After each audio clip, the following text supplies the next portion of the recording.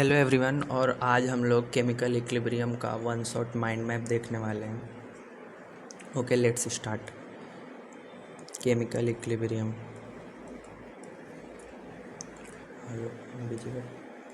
तो सबसे पहले केमिकल इक्विलिब्रियम में इक्विलिब्रियम पे rate of forward reaction equal to rate of backward reaction होता है। Rate of forward reaction equal to rate backward. Equilibrium dynamic in nature. Dynamic in nature means it will move toward both side.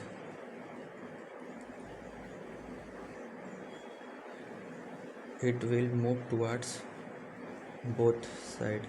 That means rate of forward minus rate of backward will be zero. Zero means that जितना amount में जितना concentration product का होगा उतना ही concentration reactant का होगा। Concentration products equal to reactants product. और जो suppose let's take A and B, अगर ये दोनों प्रोडक्ट, अगर ये रिएक्टेंट है और ये प्रोडक्ट है, तो अगर ये इक्विलिब्रियम पे है तो ये रिवर्सिबल रिएक्शन होगा ऑलवेज। Reversible reaction always. और अगर ये रिवर्सिबल नहीं है तो ये इक्विलिब्रियम पे नहीं होगा। No equilibrium if irreversible reaction occur. Done है। इक्विलिब्रियम केवल ओपन कंटेनर में ही होगा। Occur only in open container. Okay, equilibrium open container में होगा। Occur only no no no no no not occur. Occur only in closed container. Sorry, open container में होगा ही नहीं। Occur only in closed container, not possible in open. Not possible in open container. Record हो not possible in open container, क्योंकि अगर suppose carbon solid if you go to reactant, if combustion reaction with oxygen then it will form CO2 that is gas. अगर ये open container नहीं रहेगा तो CO2 will go out in the atmosphere.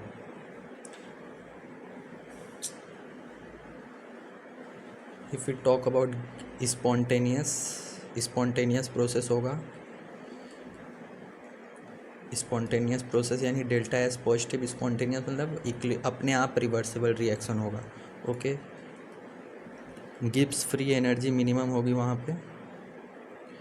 Gibbs free energy minimum date is delta G not equal to minus RT ln Kc।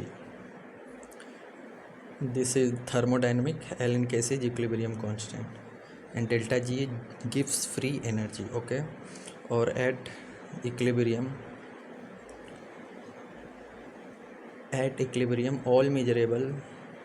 all measurable properties would be constant, like mass, volume, color, density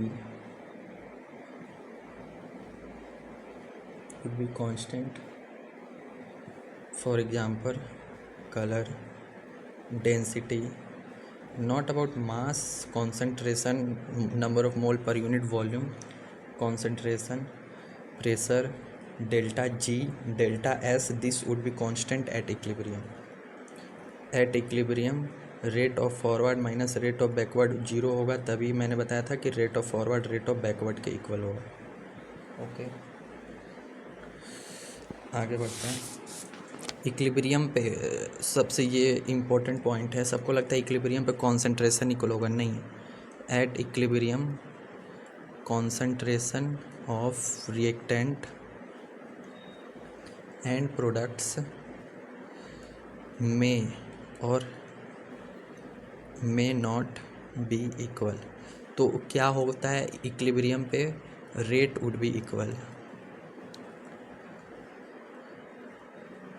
ये सबसे अच्छा समझ में आएगा graph से।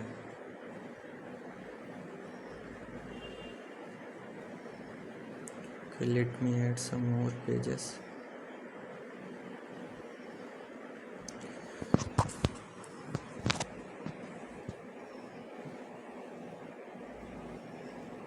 कहाँ गया? आ गया. कॉन्सेंट्रेशन इक्वल हो भी सकता है, नहीं भी हो सकता है. बेस्ट एग्जांपल भाई graph concentration versus time. Concentration versus time. Concentration versus time के लिए 3 ग्राफ पॉसिबल है, जबकि रेट के लिए 1 graph. This for reactant and this for product, this for reactant and this for product. और इस केस में इक्वल हो भी सकता है. मैंने बोला ज़रूरी नहीं कि इक्वल होगा हर बार, लेकिन इक्वल हो सकता है. फॉर एग्जांपल यहाँ पे इक्विलिब्रियम आया है. यहाँ पे ये सबको लगा ये पॉइंट वाला इक्विलिब्रियम है, लेकिन ये पॉइंट इक्विलिब्रियम नहीं है. यहाँ पे जस्ट कॉन्सेंट्रेशन इक्वल हुए. ज़रूरी नहीं कॉन्सेंट्रेशन इक्वल हो तो ये स्ट्रेट लाइन होगा. स्ट्रेट लाइन मीन्स कि अब उसके बाद ना रिएक्टेंट फॉर्म हो रहा है ना प्रोडक्ट फॉर्म हो रहा है. मतलब फॉर्म हो रहा है, इंटर कन्वर्टिबल है, लेकिन उतना फॉर्म नहीं हो रहा है. और इस पॉइंट पे इक्विलिब्रियम. डन है. Concentration versus time. And if you talk about rate versus time, rate versus time का बस एक ही ग्राफ है.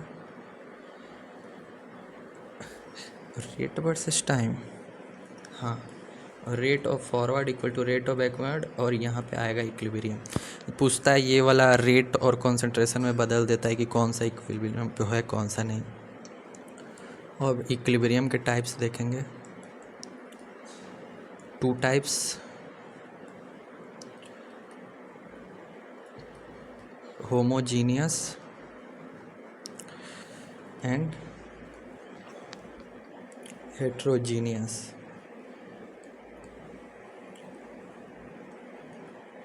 होमोजीनियस इक्विलिब्रियम में reactant and product same phase में रहेंगे. Reactant and product would be in same phase. यहाँ पे might phase difference occur. Means not in same phase. Not in same phase. Same phase का क्या मतलब है? दिख तो रहा है. फॉर एग्जांपल ये हैबर्स प्रोसेस वाला नाइट्रोजन और हाइड्रोजन मिला के 2NH3 बनेगा. तो ये तीनों, ये भी गैस, ये भी गैस, ये भी गैस, तो सेम फेज. और अगर यहाँ पे ले लो तो नॉट इन सेम फेज. हाँ, CaCO3 सॉलिड है. अगर आप उसको डिकम्पोज करोगे तो CO सॉलिड और CO2 गैस. तो यहाँ पे आ गया ना सॉलिड एंड गैस, तो डिफरेंट फेज. एक और example, hydrogen gas plus Br, hydrogen plus bromine बनेगा 2HBr. ओके. तो ये गैस, तो तीनों गैस में है. और यहाँ पे आप ले लो, यहाँ पे आप ले लो HI को डिकम्पोज करवा दो. H2 प्लस I2 बन गया गैसियस. 2HI को डिकम्पोज करा दोगे तो डन है. होमोजीनियस यानी सेम फेज और हेट्रोजीनियस यानी different phase. Next topic is types of equilibrium, जिसमें physical equilibrium, chemical equilibrium, ionic equilibrium. और ये चैप्टर हम लोग पढ़ रहे हैं chemical equilibrium. Equilibrium types: physical, chemical equilibrium and ionic equilibrium. Simple definition: equilibrium achieved in physical process. Equilibrium physical process में achieved होगा. केमिकल इक्विलिब्रियम केमिकल प्रोसेस में अचीव्ड होगा. केमिकल प्रोसेस में इक्विलिब्रियम अचीव्ड. आयनिक इक्विलिब्रियम आयनिक process होगा. For example अगर आप HA acid ले लो, ये टूटेगा H+ और A- में. ये तो इरिवर्सिबल, रुक जा, H plus A H minus, for example HCl है तो ये H प्लस और Cl माइनस होगा, तो ये आयंस बन रहा है, आयंस फॉर्म हो रहा है, आयंस फॉर्म। तो आयंस फॉर्म मतलब ये आयनिक इक्विलिब्रियम। केमिकल इक्विलिब्रियम इस चैप्टर में हम लोग पढ़ेंगे। फिजिकल इक्विलिब्रियम,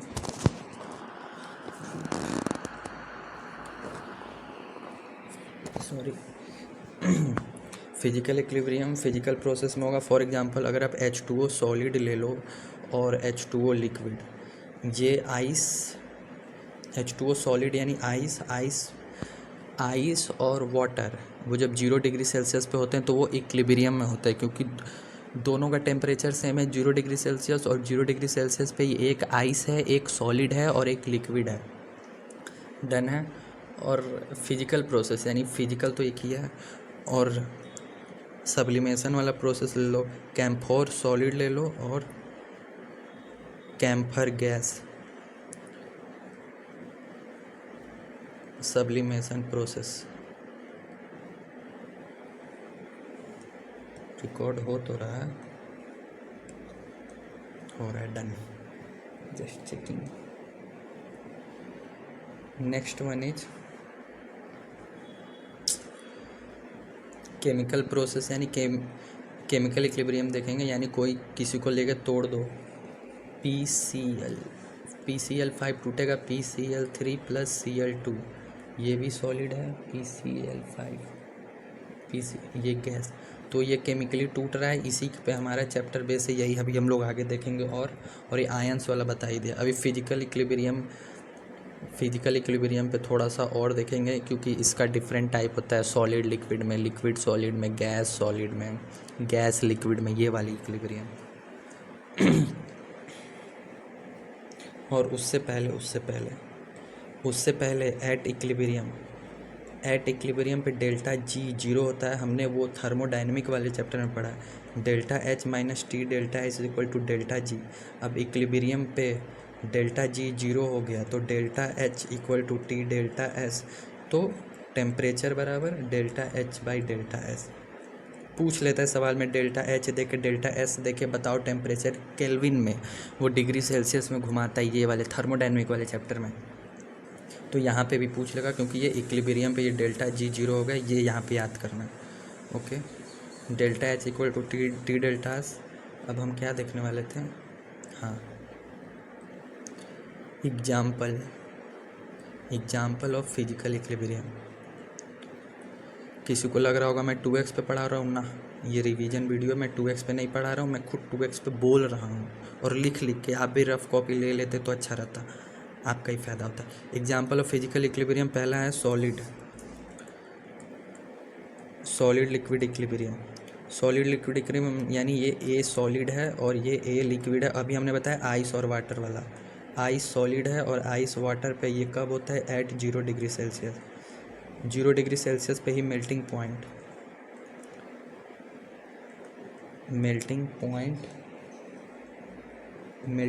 डिफाइन होता है। 0 डिग्री सेल्सियस पे क्या होता है, रेट ऑफ फ्यूजन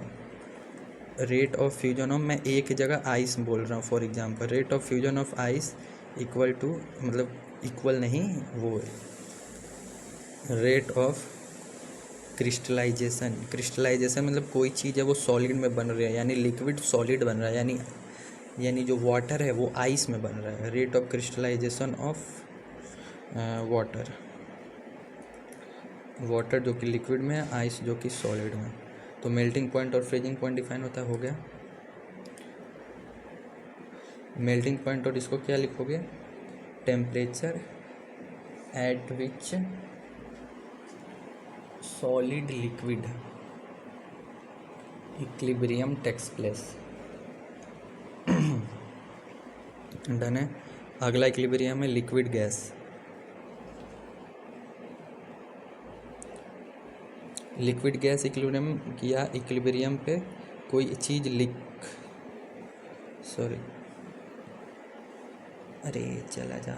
कोई चीज़ लिक्विड में है वो कन्वर्ट होगा गैस में। फॉर एग्जांपल अगर वाटर है, 100 डिग्री सेल्सियस पे लिक्विड में, वही वो कन्वर्ट हो जाता है वाटर वेपर गैस में।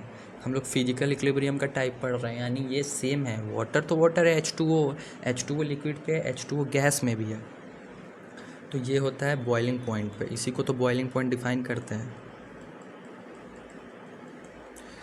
Temperature at which liquid gas temperature at which liquid gas equilibrium takes place. Done है। Third part is solid gas. Solid gas equilibrium अभी हमने देखा था सब्लिमेशन प्रोसेस में। सब्लिमेशन प्रोसेस में जो कपूर होता है, कैम्फर और नेप्थलीन बॉल, ये वो वाले में दिया है। मैं बताऊँ 11th क्लास की GOC वाला जो NCERT है, उसमें जब वो सब ख़त्म हो जाता है, resonance, hyper conjugation, inductive effect, उसके लास्ट में प्यूरिफिकेशन दिया, उसमें आपको सब्लिमेशन प्रोसेस का वो एक्सप्लेन किया। मैं उसका बनाऊंगा NCERT वाली डिटेल्ड एक्सप्लेनेशन। कैम्फोर सॉलिड है तो कैम्फोर गैस में होगा। सब्लिमेशन प्रोसेस यानी टेम्परेचर तो नहीं, equilibrium at which rate of writing तो सही है, थोड़ी सी टेढ़ी है लेकिन चल जाएगा।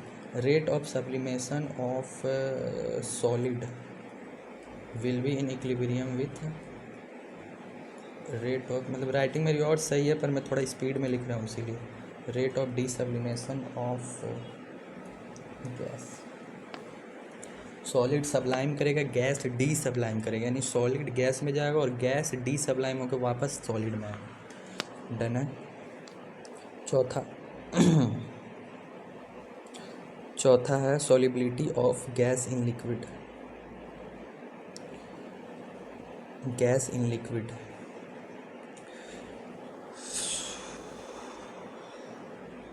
हाथ दर्द करने लगा।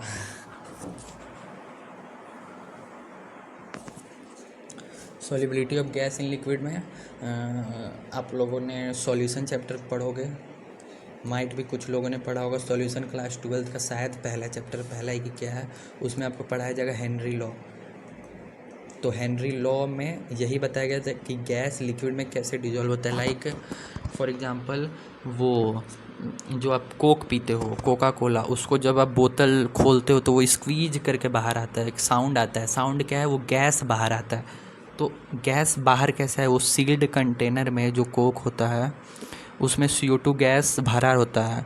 लो टेम्परेचर कैसे याद रखेंगे? क्योंकि वो फ्रिज में रहता है, रेफ्रिजरेटर में उसको रखते हैं। तो वो जो कोका कोला वाला होता है उसमें लो टेम्परेचर और प्रेशर हाई होता है, क्योंकि जो ढक्कन होता है वो पूरा सील्ड होता है, यानी प्रेशर आप हाई कर दिए, रेफ्रिजरेटर में रख के टेम्परेचर लो कर दिए, तो वो गैस जो CO2 है वो डिजॉल्व हो गया उस लिक्विड में। ऐसे आपको याद रहेगा। और इसका क्वेश्चन आता है कि क्यों एक्वाटिक वाले जो जानवर होते हैं, एक्वाटिक एनिमल्स, ठंडे पानी में क्यों ज़्यादा रहना पसंद करते हैं, कंफर्टेबल। इसका आंसर आप बताइएगा। सब मैं ही बताऊँ? क्योंकि वो सॉल्यूशन वाले चैप्टर में मैंने आपको कोक वाला रियल लाइफ एग्जांपल दिया, इसका भी जवाब यही है, क्योंकि ठंडे वाटर में ऑक्सीजन ज़्यादा डिजॉल्व होता है। तो जहाँ ज़्यादा ऑक्सीजन रहेगा वहीं पे लोग रहना चाहेंगे, लोग यानी वो जो एक्वाटिक एनिमल रहते हैं। तो गैस इन लिक्विड सॉल्यूशन की हेनरी लॉ। और कहता क्या है? कहता ये है कि solubility is inversely proportional to temperature and directly proportional to pressure high रहता है क्योंकि बॉटल सील्ड रहता है। बस उसी का एग्जांपल लेके चलो, ये टॉपिक हो जाएगा। टेम्परेचर वाला क्योंकि वो उधर रहता है, रेफ्रिजरेटर में होता है, और इसका फॉर्मूला होता है PKHX। ये P partial pressure of gas, ये हेनरी कांस्टेंट, ये सॉलिबिलिटी। ये उस चैप्टर में आप लोग पढ़ोगे। अभी के लिए इंट्रो, क्योंकि केमिकल इक्विलिब्रियम में इससे सवाल आता नहीं है, क्योंकि ये सॉल्यूशन का पार्ट है। आगे जो पढ़ाऊँगा एक्टिव मास, वो law of chemical equilibrium, factor affecting, इससे सवाल आता है। तो P बराबर KHX। और जैसे इसका एग्जाम्पल क्या लिखोगे? जैसे हीलियम गैस है वो पानी में उसको डिजॉल्व कर दो, HCl गैस है उसको डिजॉल्व कर दो पानी में, तो गैस लिक्विड और हम टॉपिक भी था गैस इन लिक्विड। अरे यार और पेन का ऑप्शन तो है मेरे पास।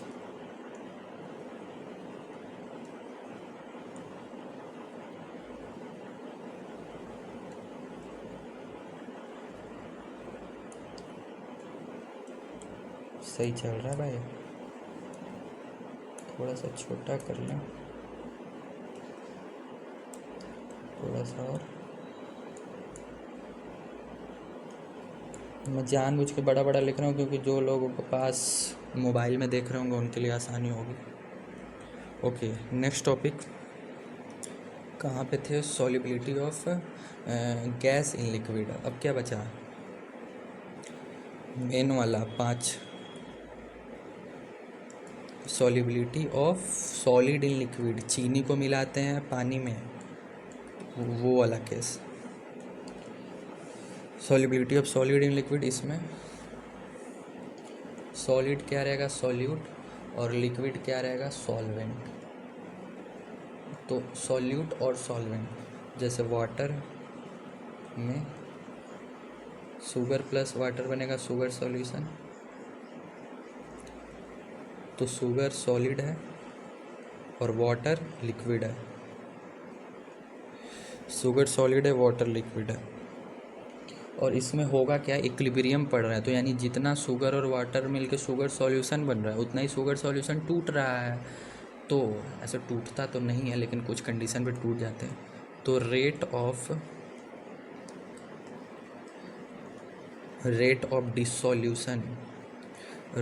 डिसोल्यूशन या dissociation is equal to rate of crystallisation मतलब क्रिस्टल फॉर्मूला। क्रिस्टल वो जो चीनी के बड़े बड़े दाने होते हैं ना, जिसको उसमें चढ़ाया जाता है भगवान के प्रसाद में, तो वो क्रिस्टल होते हैं शुगर के, बड़ा बड़ा दाना। तो वो जब शुगर सॉल्यूशन है, जब उसको इवापोरेट कर दोगे तो वो जो बड़ा बड़ा दाना बचेगा ना, उसी को क्रिस्टल कहते हैं। वहीं से क्रिस्टलाइजेशन टर्म आया। मैं याद करने के लिए बता रहा हूँ जिसको इंग्लिश जिसकी कमज़ोर है। अब ख़त्म हो गया फिजिकल इक्विलिब्रियम, मैंने आपको सारा बता दिया। 5 के solid in liquid, gas in liquid, solid gas, liquid gas और सॉलिड लिक्विड। सॉल्यूशन चैप्टर में ये सब और पढ़ोगे मिक्सिंग के बारे में। अब हम चलेंगे केमिकल इक्विलिब्रियम के पास, और केमिकल इक्विलिब्रियम हम लोग करेंगे पार्ट 2 में, क्योंकि वीडियो ज़्यादा बड़ा बन जाएगा। 22 मिनट हो गया, उसको पार्ट 2 में करेंगे। एक्टिव मास से शुरू करेंगे, हाँ एक्टिव मास से शुरू करेंगे और सारे वो बताऊँगा डिफिनीसन उसका जो वो होता है, क्या बोलते हैं वो, जो कॉन्सेंट्रेशन लिखना कैसे, KC KP केकाई मोल फ्रैक्शन वाला, वो सब। तब तक के लिए थैंक यू।